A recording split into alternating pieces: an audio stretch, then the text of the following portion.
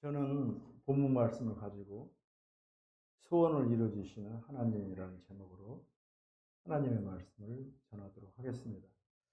우리가 소망을 갖는다는 것은 참으로 중요한 거예요.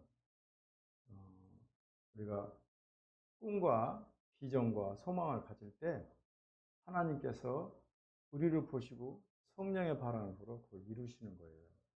그러므로 소망이 없는 민족, 비전이 없는 민족, 목적이 없는 민족은 죽은 사람이에요. 우리가 오늘 10월 20일인데 기도 제목을 적고 방향성을 잡고 2025년은 다니엘 기도를 하는 것은 정말로 중요한 거예요. 뒤돌아보면 내가 이루는 것 같아도 안 해요. 내가 뜻을 세우고 소망을 갖고 비전을 갖고 했을 때 하나님께서 이루나가요. 올 초 3월에 제가 근로자 복지 카드를 가지고 3D 프로그램을 했어요. 우리 성신군한테 3D 프로그램을 다운받아 가지고 3D 프로그램을 했는데 진짜 해냈어요. 2달 만에. 그래서 입체 그 영역을 프로그램을 제가 할 줄 알아요. 이와 같이 도저히 할 수 없는 것들이지만 꿈을 가지고 목표를 가지고 하니까 되더라는 거예요. 한 청년의 간절한 소원 이야기입니다. 미국에서 뉴욕 곰탕으로 34년간 곰탕집을 한 김유봉 장로의 간증입니다. 그는 경기도 여주에서 태어났고 아버지는 학업을 마친 아들이 함께 농사를 짓기를 원했어요. 그런데 김의견 장로는 어렸을 때부터 신동이었어요.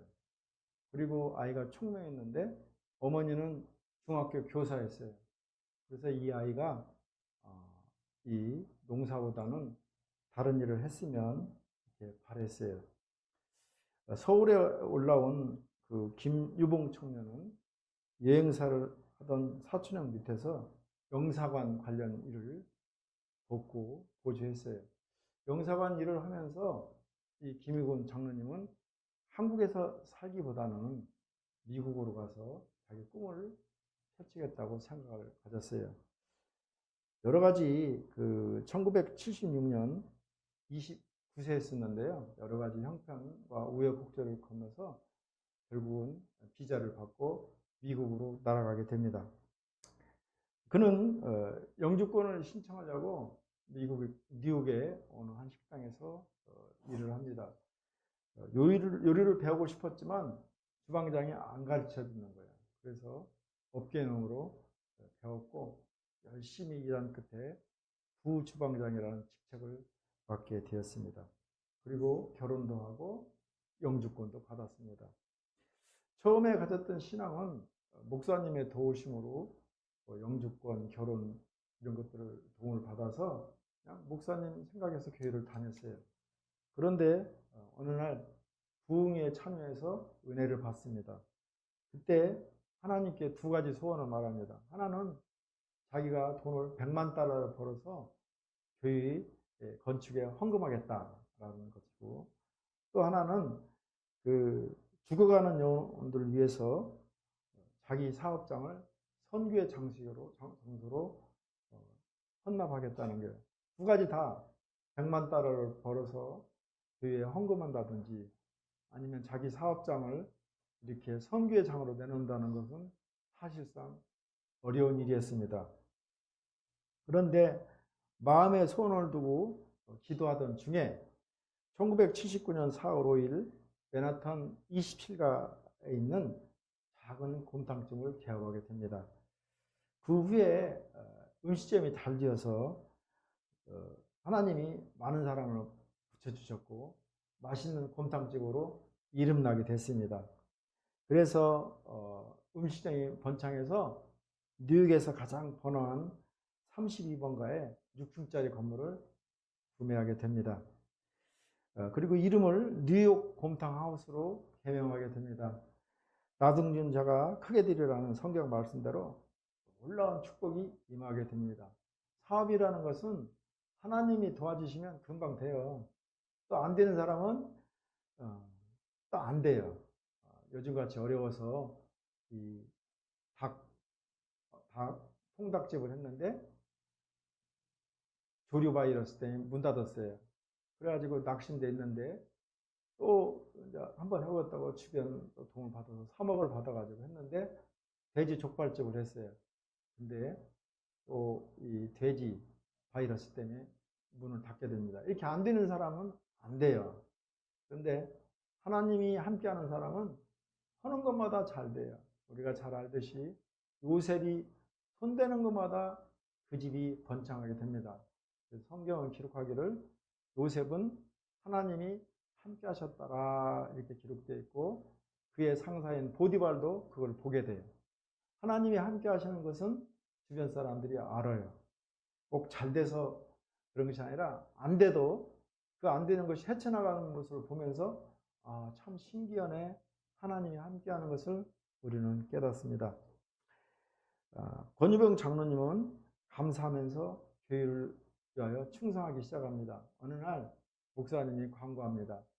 저희 교회가 하나님의 은혜로 많이 번창했습니다. 그래서 교회를 이전하려고 하는데 여러분 교회 이전을 하게 되면 많은 물질도 필요하고 많은 인력도 필요하기 때문에 여러분 기도해 주세요 그러는 거예요. 이 말을 들은 김유기 장로는 이렇게 생각했습니다. 아, 이때가 바로 이때구나. 하나님이 나를 이렇게 준비하셨구나. 그러면서 자기가 가진 100만 불을 교회 이전에 회의 내놓습니다. 마음의 소원을 두고 충성을 다했을 때 하나님께서 소원대로 허락해 주시는 것입니다. 우리 장로님이 그러한 100만 달러를 헌금하겠다든지 아니면 사업장을 모임의 장소로 놓겠다는 그런 소원을 가지지 않았더라면 하나님의 복도 임하지 않았을 것이고 이러한 일을 하지도 못했을 것입니다.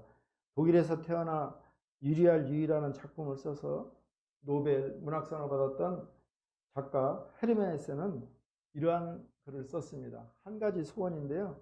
한 아이가 태어났을 때 어떤 노인이 나타나서 아기 엄마에게 소원을 묻습니다. 아기 엄마는 한참 생각하다가 이 아이가 세상을 살아가는데 칭찬받는 사람 되게 해주세요. 그런데 이 아이가 자라가면서 정말 세상 사람들로부터 칭찬을 받는 거예요. 그런데 자꾸 사랑만 받게 되니까 이 아이가 교만해져요. 그리고 상대방을 깔보는 거예요. 엄마가 깜짝 놀라는 거예요. 사랑을 흘러내려서 칭찬받는 것도 중요하지만 사랑을 베풀어야 되는데 애가 점점 교만해지는 것입니다. 교만은 패망의 선봉이에요. 그래 기도하는 중에 어느 날 또 그 노인을 만납니다. 어르신, 제 아이가 어르신의 도움으로 이렇게 사람들로부터 칭찬받는 아이가 되었는데 아이가 칭찬만 받다 보니까 교만하게 지고 그리고 사람을 무시하게 됩니다. 어르신, 이 아이가 사랑을 받기보다는 사랑을 흘려보내는 사랑의 사람이 되게 해주세요. 이렇게 부탁을 했습니다. 하나님은 당신을 경외, 공경하고 하나님을 두려워하는 성도의 소원을 이루어 주십니다. 우리는 요즘에는 잘못된 것이 참 많은데 제가 아이를 여워보니까 옛날에는 시집으로 왔잖아요. 그래서 집에서 함께 살았잖아요. 요즘에는 결혼하면 미리 집부터 그어놓고 결혼식 딱 끝나면 떠나가요. 그러면 아이가 있었던 둥지가 그대로 있는 거예요. 아이를 여운 기쁨보다도 남아있는 둥지를 바라보면서 마음이 휑해요. 우울해지고 그리고 쓸쓸해져요. 옛날 어른들이 한 가족에서 대가족을 이루어서 살았던 것이 참 복된 것 같아요. 물론 부부 간의 갈등도 있었지만 그 가족 간의 사랑이 그 가정을 바로 세우지 않았나 이런 생각이 들어갑니다. 어쨌든 우리 어렸을 때 어머니 아버지 아침에 인사하잖아요. 그러면 엉덩이를 안 보여요. 그죠? 이렇게 한 두서 걸음 물러났다가 이렇게 가잖아요. 이게 가장 가까운 부모님이지만 그래도 부모님을 두려워했단 말이에요. 부모님을 공경했단 말이에요. 하나님도 똑같아요. 하나님을 공경하는 사람, 하나님을 두려워하는 사람, 그 사람을 하나님께서 복 주시는 거예요. 하나님은 우리의 소원을 이루어 주세요. 시편 오늘 본문 145편은 믿음의 사람 다윗이 왕이 된 다음에 하나님의 선하심과 인자함에 대해서 감사로 쓴 시 중에 하나입니다. 하나님 중심의 인생관을 사신 사람들은 누구나 소원을 가지고 살아가고 있음을 깨닫게 됩니다. 악인들도 소원이 있어요. 악의 소원이라고. 악인들의 소원은 사단 마귀가 좋아하고 악인의 소원은 들어주시는 게 아니라 심판하십니다.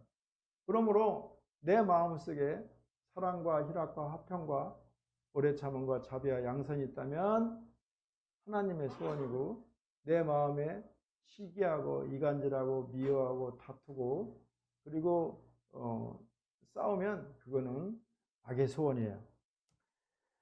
악인들의 소원은 사단 마귀가 좋아하고 악인의 소원은 하나님이 심판하십니다. 하나님은 사람들의 소원을 무조건 다 들어주시는 분이 아니에요. 조건이 맞아야 소원을 이루어 주십니다. 그 조건 중에 하나는 하나님을 경외하는 거예요. 나도 자식이 있지만 자식이 부모를 공경하고 부모를 두려워하면 이뻐요. 다음으로 또 하나는 마음을 다하여 하나님을 사랑하는 거예요. 우리 아이들이 돈은 없지만 작은 거 하나도 가지고 부모를 생각했을 때 참 기뻐요. 하나님도 똑같아요. 하나님을 공경하고 하나님을 사랑했을 때 하나님께서 우리에게 마음의 소원을 열어주시는 거예요. 하나님을 경외한다는 것은 하나님을 두려워하는 거예요. 하나님을 존경하는 거예요. 그리고 하나님께 순종을 넘어 복종의 삶을 사는 것을 말합니다. 수많은 성도들 중에 간구하는 자를 찾아 함께 하시고 그의 기도를 들으시고 응답해 주십니다. 하나님은 주님을 사랑하는 자들과 세상에 악하게 살아가는 사람들을 분명하게 대조적으로 보여주십니다. 하나님을 믿으면서 소원을 주님께 이루지 않아 문제를 해결받지 못하고 살아가는 사람들이 너무나 많아요. 특별히 여기 절이 있어가지고 부처를 믿는 사람이 많아요. 절가는 누구를 믿는 게 아니에요. 이렇게 인사하잖아요. 이게 뭐라고 하는 줄 알아요? 성불하세요. 좀 풀어서 얘기하면 너 중들아, 너 부처들아 이거예요. 자기 스스로 신들이라는 거예요. 그 사람들한테 하나님 얘기를 하면 입이 안 떨어져요. 못해요. 한번 해보세요. 안 된대. 우리가 하나님을 아버지로 부를 수 있는 것은 얼마나 큰 은혜인지 몰라요. 내가 힘들고 어렵고 기쁠 때나 슬플 때나 하나님 감사해요. 하나님 도와주세요. 하나님 아버지라고 부를 수 있는 것이 은혜 중에 은혜인 줄 알기 바랍니다. 다윗과 백성들은 자신들의 소원을 하나님께 아뢰어서 주께서 소원을 이루어주시는 축복을 받습니다. 하나님께 나아가는 자들은 진실과 경건을 간직해야 됩니다. 우리 18절 말씀을 함께 읽습니다. 그는 자기를 경외하는 자들의 소원을 이루어주시며 또 그들의 부르짖음을 들으사 구원하시리로다. 하나님의 은혜의 진정한 의미가 무엇인지를 모르는 사람이 참 많아요. 아무렇게나 하나님 앞에 나아간다고 생각하는 사람도 있습니다. 그들은 무조건적인 은혜라는 말을 내고 어떤 형식이나 아니면 자세 자체 등을 율법주의라 하면서 정죄가 됩니다. 얼마 전에 지금도 그러는데 비냐드 운동이라고 해서 목사님이 티셔츠 입고 반바지 입고 강단에 일어서요. 그 청바지 다 찢어진 거 있고 이렇게 강단에 서요. 그게 율법주의가 아니라는 거예요. 그건 정말 잘못된 거예요.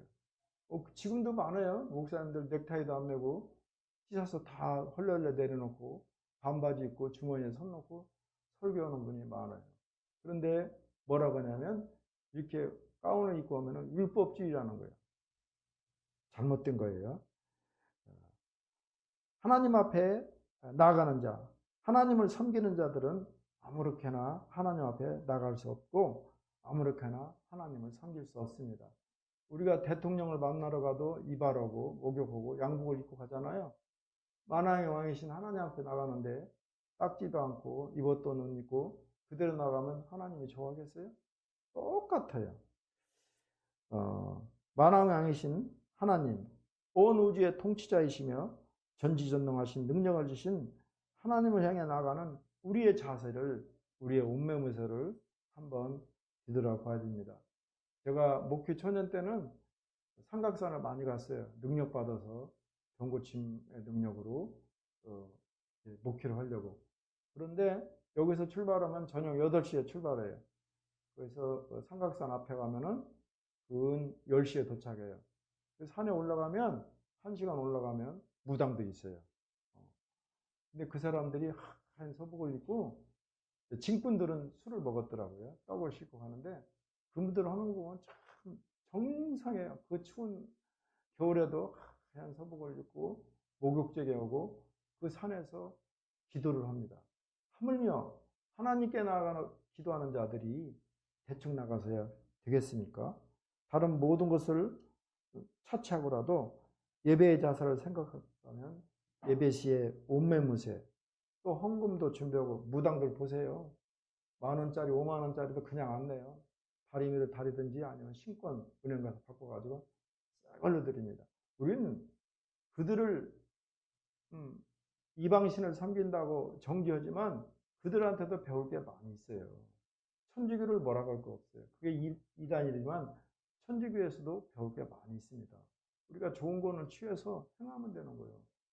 한번 해보세요. 토요일 날 헌금 낼 때도 은행 가면 다 바꿔줘요. 신권 돌려면 주거든요. 그렇게 해서 드리면 하나님은 기뻐하겠어요? 싫어하겠어요? 다 찢어진 돈, 쭈글쭈글한 돈.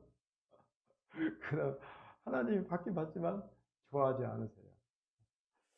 어쨌든 우리는 우리의 자세를 뒤돌아봐야 됩니다. 말씀이 선보일 때 그 말씀을 들으면서 어떤 자세를 취하고 있는지. 전에 우리 교회에 부목사님이 있었어요.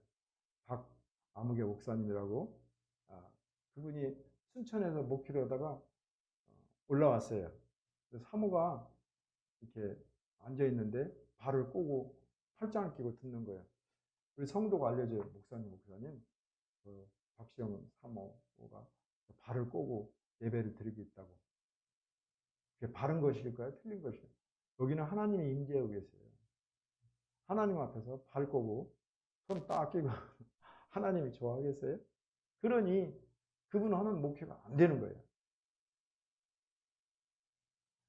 우리는 하나님께 나아갔을 때 흐트러진 몸, 무례하고 규모 없는 자세를 취하고 있지 않는지, 정성도 진실도 없는 찬양, 간절함도 절박 없는 기도를 드리자. 하나님께서 간절히 기도하면 진짜 하나님 응답해 주세요. 전에 갑상선 암 걸려가지고 말기암 걸린 이름을 잊어버렸는데 그분이 왔어요. 여기 병원에서 안 된다는 거예요. 내가 들어보니까 의사가 죽게 만들더만요. 의사 말 듣지 마시오. 하나님을 믿으시오. 그래가지고 왔어요. 그래서 저 뒤에 앉아서 있는데 새벽 기도를 하시오. 근데 순종을 잘해요. 새벽에 나와서 기도하는데 내 느낌에 치료가 될 것 같더라고요. 그 갑상선암 걸려가지고 얼마나 간절하겠어요. 눈알이 빠진다는데 에스트로겐 호르몬이 나와서 이제 그때 그대로 돼요. 그래서 그 의사 말을 듣지 말고 내 말을 믿으라고. 그래서 새벽에 와서 4시에 와서 막 울고 기도해요. 하나님, 저 여인을 치료해 달라고. 그런데 어느 날 나한테 왔어요. 목사님, 제가 인터넷을 검색했는데 이 갑상선 전문가가 중앙대학병원에 있대요. 거기 가보라고. 그래서 갔어요. 그래서 치료가 됐어요. 치료가 됐는데 헌금함에다 20만 원 넣고 천주교로 갔더라고요. 근데 또 2달 있다가 또 왔어요. 병 나으니까 천주교 갔다가 근데 거기서 이렇게 기도를 하면은 뒤에서 막 이상한 소리가 들린대요.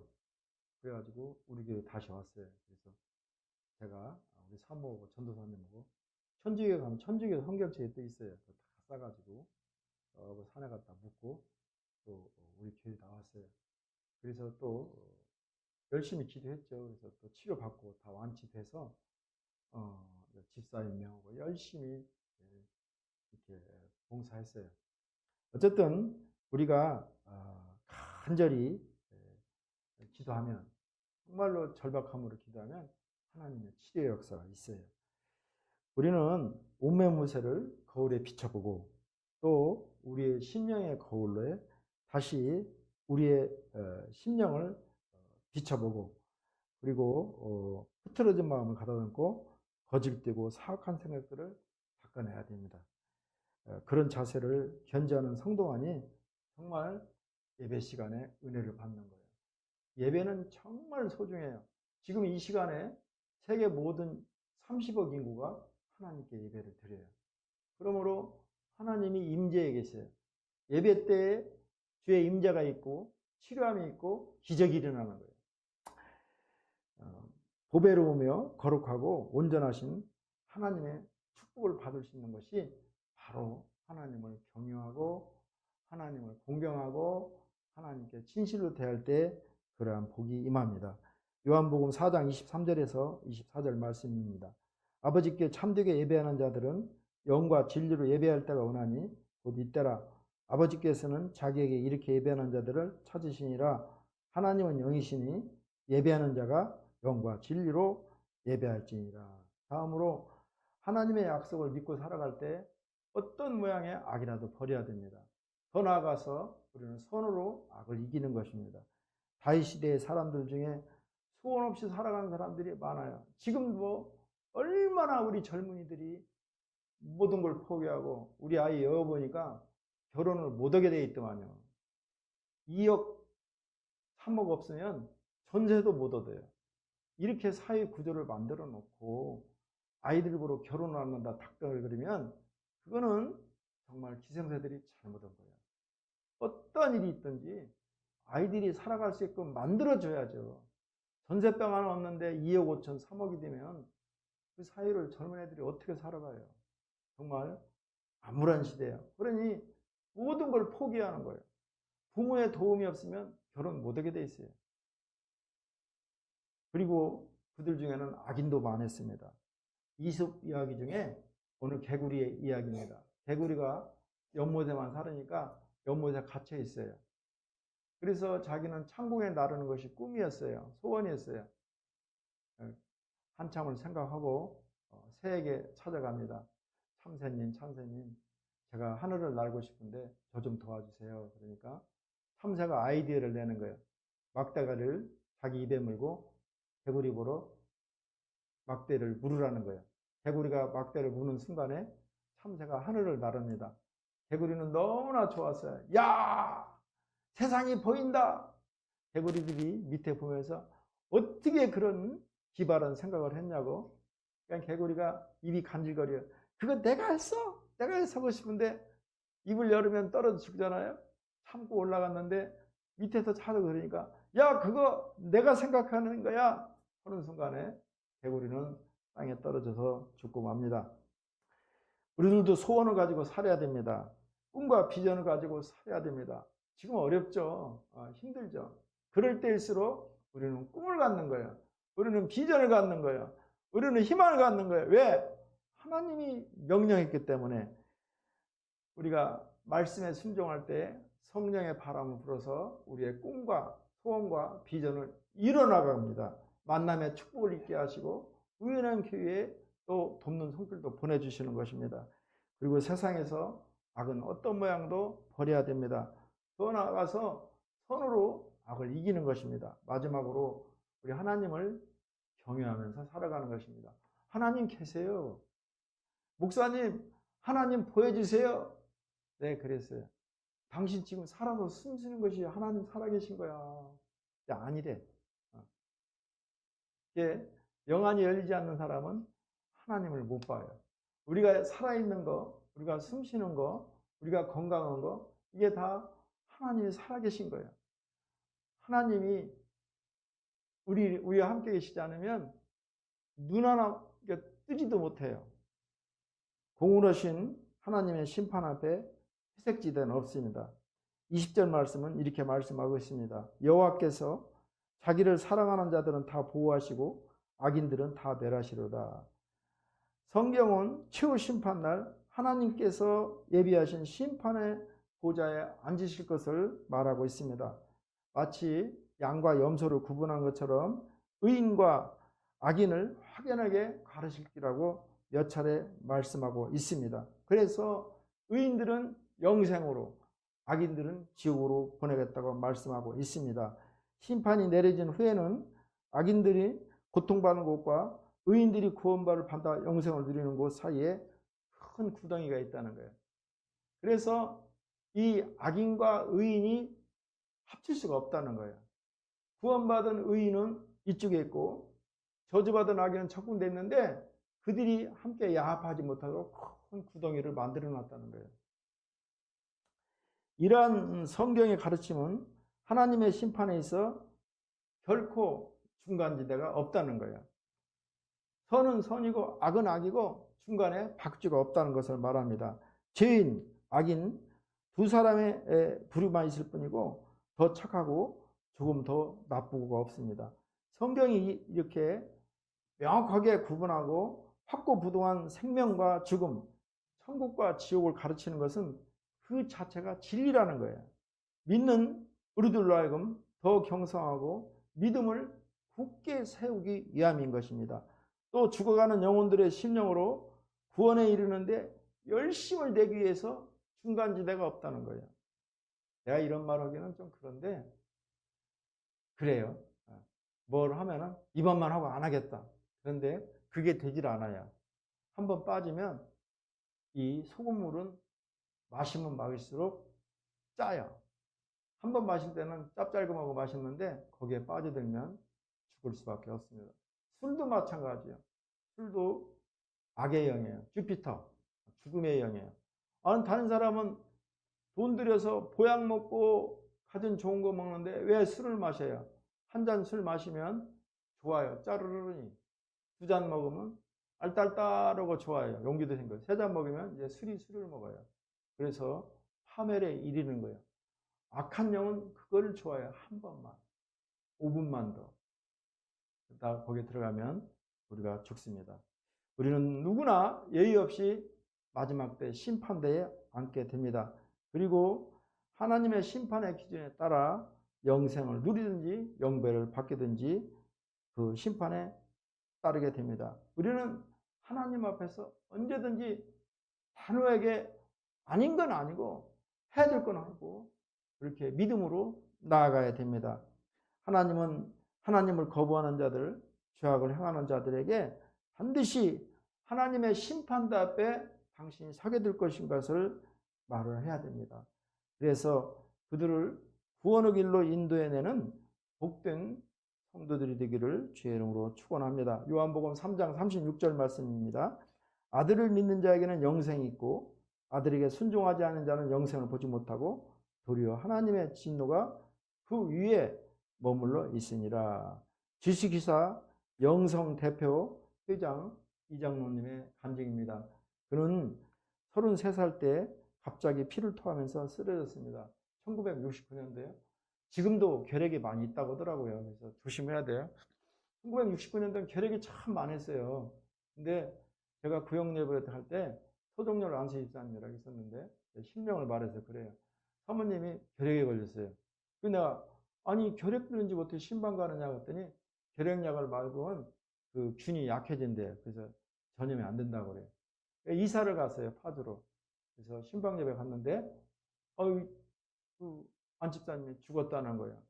왜 죽었냐니까 기침을 하는데 각혈을 해가지고 피를 토하면서 숨구멍이 막혀서 죽었대요. 그때 나이가 한 50대 초반이었는데 너무나 마음이 아팠어요.